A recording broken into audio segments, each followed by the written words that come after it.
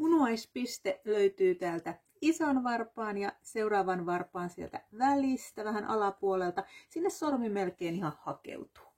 Eli sitä voi aktivoida sitä munuaispistettä, K1-pistettä ihan voimakkaasti sormella pyörittämällä minuutin ajan. Tai sitten siinä voi käyttää lusikkaa apuna, eli pientä tai isoa lusikkaa ja sitten sen avulla painella ja pyöritellä sitä. Kummastakin jalasta puolesta minuutista minuuttiin. Jos on äänihaarukka, niin ilman muuta sitten sen äänihaarukan voi laittaa sinne värähtelemään, niin kuin mä teen sitten niissä Biofield Tuning hoidoissa aina hoidon aluksi ja usein myös lopuksi. Ja kaikkein paras keinohan maadottumiseen on tietenkin se, että ihan konkreettisesti menee ulos paljain jaloin kävelemään.